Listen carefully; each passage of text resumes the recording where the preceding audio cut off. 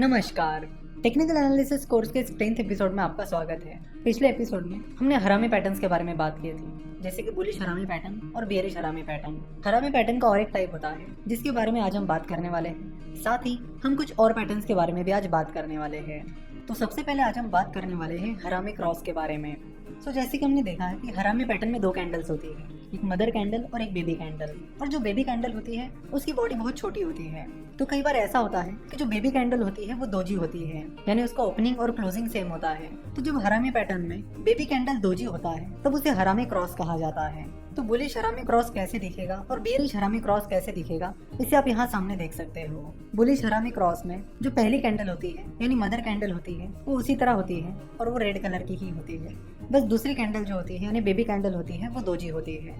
तो यहाँ बुलिश हरामी क्रॉस में आप देख सकते हो कि उस दोजी की जो ओपनिंग प्राइस है वही उसकी क्लोजिंग प्राइस है, जो हमें दिखाता है कि उस बेबी पैटर्न की ओपनिंग प्राइस और क्लोजिंग प्राइस उसके पहले की कैंडल की क्लोजिंग प्राइस से ऊपर है, यानी ट्रेंड रिवर्स हो सकता है। और बुलिश हरामी क्रॉस पैटर्न बुलिश हरामी पैटर्न से ज्यादा स्ट्रॉन्ग होता है, क्योंकि बुलिश हरामी पैटर्न में जो बेबी कैंडल होती है उसकी बॉडी छोटी होती है, यानी उसकी ओपनिंग प्राइस और क्लोजिंग प्राइस पास पास होती है। वही बुलिश हरामी क्रॉस पैटर्न में सेकंड कैंडल दोजी होने की वजह से ओपनिंग और क्लोजिंग प्राइस सेम होती है, जो हमें बताती है कि बुल्स ने उस स्टॉक में एंट्री तो कर ली है पर बुल्स अपने मोमेंटम को मेंटेन नहीं कर पाए, जिसकी वजह से वो स्टॉक जहाँ पे ओपन हुआ वही जाकर आखिर में क्लोज हुआ। सेम चीज बेयरिश हरामी क्रॉस में भी होगी। बेयरिश हरामी पैटर्न और बेयरिश हरामी क्रॉस में मेन डिफरेंस यही है कि बेयरिश हरामी पैटर्न में सेकंड कैंडल यानी बेबी कैंडल की बॉडी छोटी होती है और बेयरिश हरामी क्रॉस पैटर्न में सेकंड कैंडल यानी बेबी कैंडल दोजी होता है। सो अगर आप बात करेंगे कि इन दोनों में से स्ट्रॉन्ग कौन है तो बेयरिश हरामी क्रॉस बेयरिश हरामी पैटर्न से स्ट्रॉन्गर होता है। तो आई होप कि आपको हरामी क्रॉस अच्छे से समझ में आया होगा। अब हम कुछ और पैटर्न्स की बात करते हैं और शुरुआत करेंगे upside gap two crows pattern से।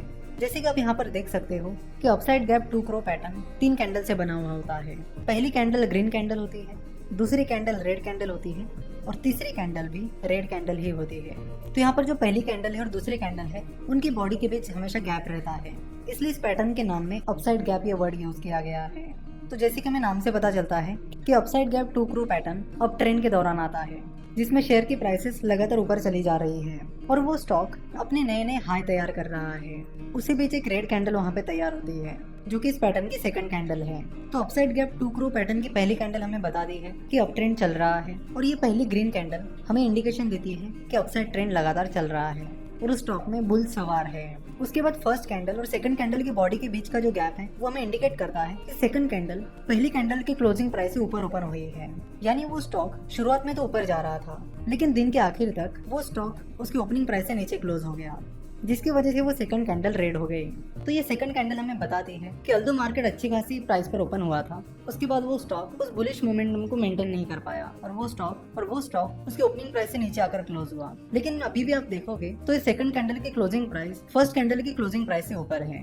तो अब बात करते हैं इस थर्ड कैंडल की। तो ये थर्ड कैंडल भी रेड कैंडल है, जैसे कि आप देख सकते हो कि इस थर्ड कैंडल की ओपनिंग प्राइस उसके पहले वाली कैंडल की ओपनिंग प्राइस से भी ऊपर है, लेकिन फिर से बुल्स अपनी मोमेंटम मेंटेन नहीं कर पाए और वो थर्ड कैंडल की क्लोजिंग उसकी ओपनिंग प्राइस से नीचे रही। यहाँ पर एक इंपॉर्टेंट चीज जो आपको ऑब्जर्व करनी चाहिए वो ये है कि इस थर्ड कैंडल की क्लोजिंग सेकंड कैंडल की क्लोजिंग से नीचे है। तो इस तरह अपसाइड गैप टू क्रॉस से हमें पता चलता है कि बुल्स अपनी मोमेंटम बनाए नहीं रख पा रहे हैं। और थर्ड वाली कैंडल ने तो हमें ये भी बताया है कि उस स्टॉक की क्लोजिंग प्राइस उसके पहले की यानी सेकंड कैंडल की क्लोजिंग प्राइस से भी नीचे है। तो इस तरह ये चीजें इंडिकेट कर रही है कि धीरे धीरे बुल्स अपना कंट्रोल खो रहे हैं, जिसकी वजह से मार्केट में रिवर्सल ट्रेंड आ सकता है। अगर अगले 1 या 2 सेशन तक भी ऐसा ही चलता है तो इन्वेस्टर उस स्टॉक में शॉर्ट पोजीशन ले सकते हैं। अगेन आपको बता दूं कि upside gap two crows pattern उतना स्ट्रॉन्ग पैटर्न नहीं है, तो upside gap two crows pattern के बेसिस पर अपने डिसीजन लेते वक्त आपको सोचने की जरूरत है।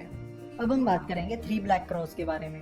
3 ब्लैक क्रॉस कुछ इस तरह दिखते हैं। तो जैसे कि आप देख सकते हो कि 3 ब्लैक क्रॉस अपवर्ड ट्रेंड के दौरान आते हैं। 3 ब्लैक क्रॉस को पहचानने के 2-3 तरीके हैं। पहला ये कि 3 ब्लैक क्रॉस में ये जो 3 रेड कैंडल्स हैं उनकी क्लोजिंग प्राइस उनकी लो प्राइस के करीब होती है। तो आप यहाँ पर देख सकते हो कि इन तीनों भी रेड कैंडल्स की क्लोजिंग प्राइस उनकी लो प्राइस के बहुत नजदीक है। And second most important thing, second candle की ओपनिंग प्राइस फर्स्ट कैंडल के बॉडी के अंदर है। सिमिलरली थर्ड कैंडल की ओपनिंग प्राइस सेकंड कैंडल के बॉडी के अंदर है। तो ये भी 3 ब्लैक क्रॉस का इंपॉर्टेंट क्राइटेरिया है।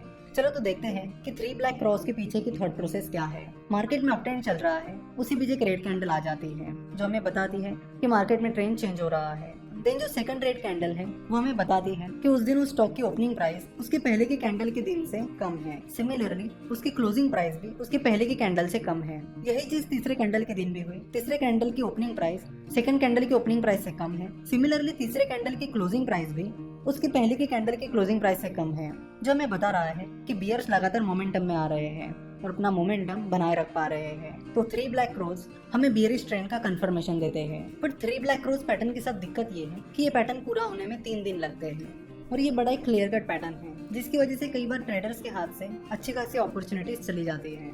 जैसे कि आप देख सकते हैं कि इन 3 दिनों में लगातार वो स्टॉक नीचे गिरता चला गया है। तो जो ट्रेडर्स 3 ब्लैक क्रॉस पैटर्न के बाद अपने डिसीजन लेंगे, हो सकता है उन्होंने उससे पहले की अच्छे खासी अपॉर्चुनिटीज गंवा दी हो। सो अगर आपको थर्ड कैंडल के दिन पता चल रहा है कि उस स्टॉक की ओपनिंग प्राइस उसके पहले के दिन की ओपनिंग प्राइस से कम है, तो आप थर्ड कैंडल के दिन अपनी पोजीशन स्टॉक में ले सकते हो।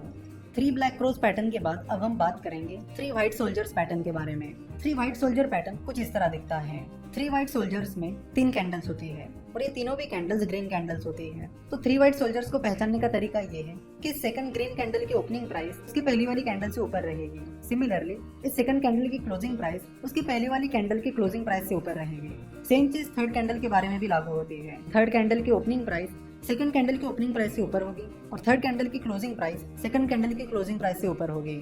सो अगर आपको 3 white soldier pattern down trend के दौरान या फिर स्टेबल मार्केट के दौरान मिलता है, तो एक इंडिकेशन है कि बुल्स मार्केट में एंट्री कर रहे हैं और उन्होंने अच्छी खासी एंट्री कर भी ली है। तो 3 व्हाइट सोल्जर्स पैटर्न हमें बताता है कि बुलिश ट्रेंड शुरू हो गया है और आप मार्केट में पोजीशन ले सकते हो। बट 3 व्हाइट सोल्जर पैटर्न के बारे में भी दिक्कत ये है कि ये पैटर्न 3 कैंडल से बना है, जिसकी वजह से कंफर्मेशन मिलने में काफी टाइम लगता है और इसमें कई बार ऐसा होता है कि ट्रेडर्स अपॉर्चुनिटी खो सकते हैं।